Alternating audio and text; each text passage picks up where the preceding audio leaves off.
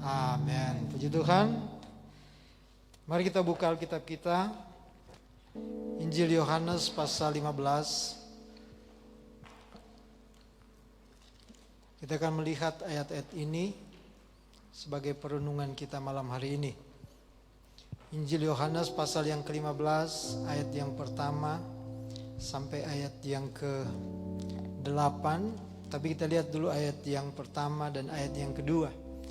Bapak Ibu Saudara, ini adalah perumpamaan yang diungkapkan oleh Tuhan Yesus untuk menggambarkan sebuah hubungan antara jemaat dan Tuhan. Betapa hubungan itulah yang membuat sebuah kekuatan yang luar biasa, sehingga berkat-berkat Tuhan akan mengalir, memenuhi dalam setiap umat Tuhan. Ayat yang pertama dan ayat yang kedua, mari kita baca sama-sama. Akulah pokok anggur yang benar dan Bapakulah pengusahanya. Setiap ranting padaku yang tidak berbuah dipotongnya, dan setiap ranting yang berbuah dibersihkannya supaya ia lebih banyak berbuah. Saudara, dari ayat ini kita bisa melihat sebuah hubungan bagaimana Yesus menggambarkan dirinya sebagai pokok anggur yang benar. Tentu gambaran ini untuk mempermudah umat Tuhan, manusia memahami sebuah keterikatan satu dengan lain lewat tumbuhan atau pokok anggur. Anggur adalah buah yang sangat terkenal di bangsa Israel. Orang-orang di sana sangat mengerti, salah satu buah yang sangat terkenal. Oleh karena itu, tidak salah kalau Yesus memberikan sebuah perumpamaan ini. Jadi pokok anggur digambarkan sebagai Tuhan Yesus, dan ranting itu gambaran tentang umat Tuhan, orang yang percaya kepada Tuhan. Saudara, kalau kita melihat bahwa pokok anggur atau batangnya itu, saudara, tentu ada ranting-ranting. Dan ranting-ranting itu tidak dapat bertahan hidup kalau tidak menempel kepada pokok anggur itu. Jangankan untuk hidup atau untuk berbuah, untuk hidup pun tentu sangat terbatas. Nah, ada beberapa hal untuk kita bisa melihat bagaimana kita membangun sebuah hubungan dengan Tuhan, sehingga kita akan melihat buah mengalir dalam setiap hidup saya dan saudara. Sekali lagi, ranting tidak bisa bertahan tanpa dia melekat penuh kepada batang atau pokok anggur. Nah saudara, ayat yang ketiga dan ayat yang keempat, firman Allah berkata, kamu memang sudah bersih karena firman yang telah kukatakan kepadamu. Tinggallah di dalam aku dan aku di dalam kamu.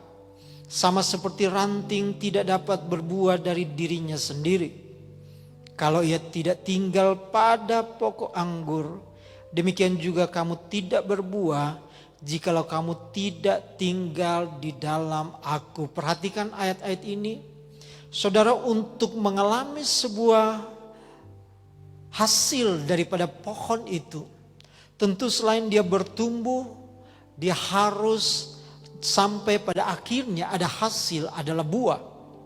Nah, di dalam ayat ini saudara, untuk kita menghasilkan buah, yang pertama kita harus tinggal atau kita harus melekat kepada pokok anggur. Pokok anggur atau batang itulah Tuhan Yesus. Kita harus melekat, harus nempel. Saudara, dan penting untuk kita melekat penuh, karena ranting memang tidak bisa berbuah dari dirinya sendiri tanpa dia tinggal kepada pokok anggur. Saya dan saudara adalah ranting. Untuk kita bisa hidup di dalam dunia ini. Dan Tuhan mau kita menghasilkan buah, yaitu buah kebenaran. Maka sebagai ranting saudara, maka kita perlu tinggal di dalam Tuhan. Tinggal di dalam Tuhan bukan hanya saat-saat tertentu saja. Tinggal di dalam Tuhan bukan hanya waktu-waktu tertentu saja. Tetapi bicara tinggal di dalam Tuhan, maka itu bicara tentang hidup seterusnya. Kalau satu hari ini ada 24 jam, mestinya ranting itu harus tinggal di dalam Tuhan selama 24 jam. Untuk kita bisa hidup, untuk kita bisa menerima hal-hal yang rohani dari Tuhan. Saudara, dalam tinggal ada orang mungkin berkata, bagaimana kita bisa tinggal di dalam Tuhan dalam 24 jam? Alkitab katakan itu bisa kalau kita mau melekat kepada Dia. Dan saudara, ada dampak kalau kita bisa tinggal di dalam Tuhan. Dampaknya apa saudara? Ayat yang ketiga di sana dikatakan, kamu memang sudah bersih karena firman yang telah kukatakan kepadamu. Orang yang tinggal di dalam Tuhan saudara, maka dia akan dibersihkan oleh firman Tuhan. Dia akan dibersihkan oleh firman itu. Dia akan mengalami hidup yang dipulihkan di dalam Tuhan. Orang yang tinggal di dalam Tuhan, maka saya percaya ada sebuah perubahan yang pasti akan terjadi. Saudara, tinggal di dalam Tuhan, bagaimana kita ada di hadirat Tuhan. Setiap hari di saat kita bangun, kita bisa tinggal di dalam hadirat Tuhan. Di saat kita menyembah Tuhan, mengawali sebuah hari yang kalau kita sadar bahwa hari itu adalah hari pemberian Tuhan. Kalau kita bisa bernafas, kita hidup. Dan kita tentu akan memuliakan Tuhan. Hanya orang yang tinggal di hadirat Tuhan, hanya orang yang melekat dengan Kristus, maka dia akan tahu kepada siapa dia akan datang menyembah kepada Tuhan. Saudara, hadirat Tuhan atau tinggal di hadirat Tuhan juga kita bisa kerjakan bukan hanya pada saat kita berhubungan dengan Tuhan secara langsung. Di saat kita memuji dan menyembah Tuhan atau seperti malam hari ini. Kita dalam sebuah persekutuan dengan Tuhan.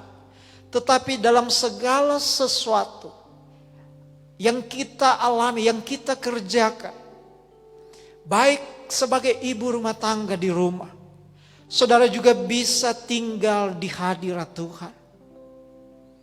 Dalam bekerja, bapak-bapak, di kantor, dimanapun berada, engkau juga bisa tinggal di hadirat Tuhan. Tandanya bahwa kita hidup, kita punya hubungan dengan Tuhan. Anak-anak muda, di saat engkau ada di sekolah, hari-hari ini tentu kita tahu semua online. Dalam juga belajar, bukan berarti kita tidak bisa tinggal di hadirat Tuhan. Kita juga bisa tinggal di hadirat Tuhan.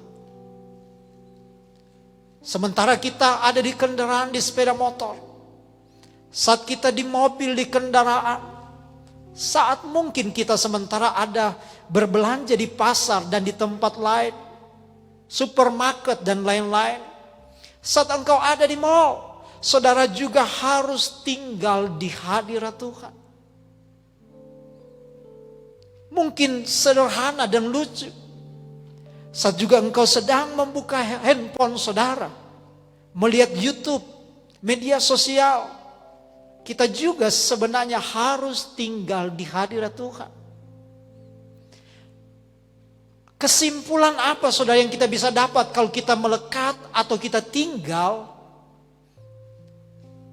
di dalam Yesus, maka kita bisa pastikan, bisa simpulkan bahwa kalau kita tinggal di dalam Yesus atau kalau kita ada di hadirat Tuhan, maka kita sebagai anak Tuhan, kita akan bertumbuh kepada hal-hal yang benar. Kita akan mengalami Kristus dalam setiap saat, dalam setiap waktu, menit, detik, jam, hari, kita akan mengalami Kristus dalam hidup kita. Dan firman Allah yang menjadi kebenaran dalam setiap pribadi kita, itu yang akan menuntun hidup saya dan saudara.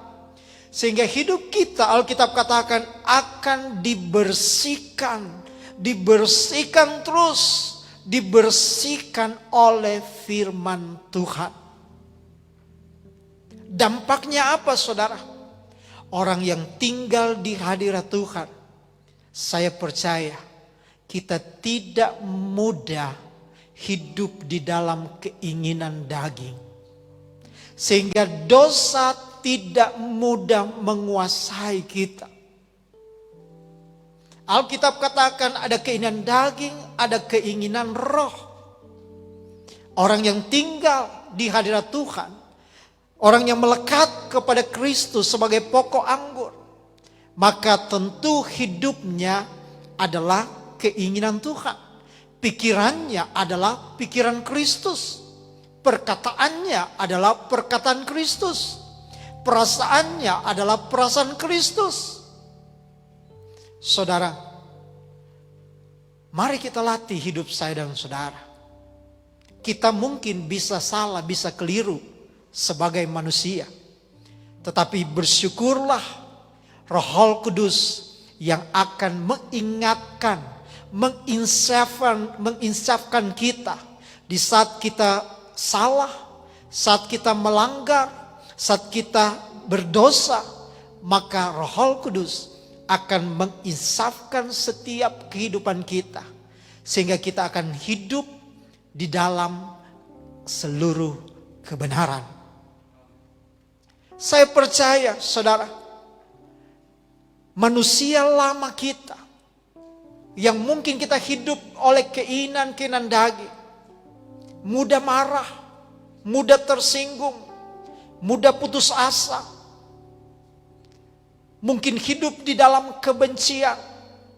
Tetapi kalau engkau mau izinkan Tuhan memenuhi dan engkau mau melekat bersama dengan Dia, maka hidupmu akan tercover oleh firman Allah, akan terlindungi oleh Roh Kudus yang akan menolong kita semua. Sehingga kita akan terus berkata setiap hari, setiap waktu, setiap saat. Saat kita diperhadapkan dengan situasi keadaan, orang yang tinggal di dalam Kristus akan selalu bersyukur kepada Tuhan. Di saat orang membenci saudara, di saat orang berkata jelek kepada saudara, maka orang yang tinggal di hadirat Tuhan, Roh Kudus akan mengingatkan firman Allah.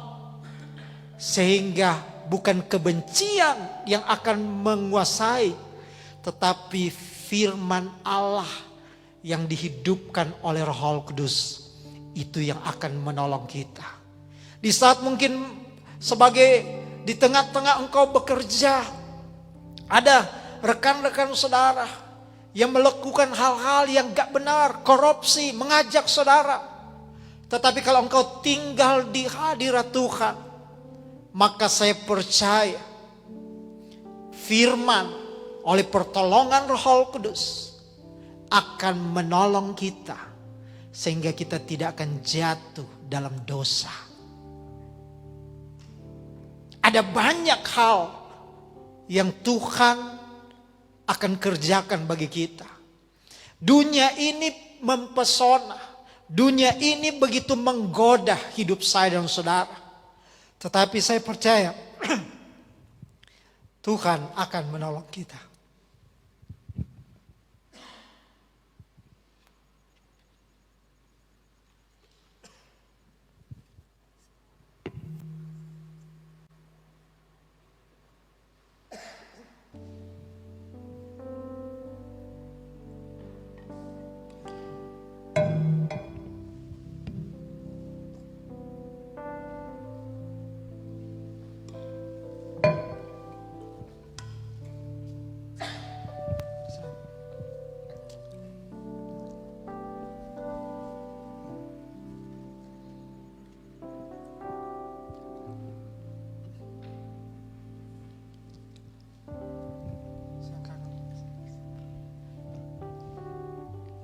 Haleluya. Saudara, saya percaya kasih Tuhan, kemurahan Tuhan, itulah yang akan menolong kita semua. Nah, ayat-ayat selanjutnya, dalam ayat yang kelima, ayat yang keenam, mari kita baca ayat ini.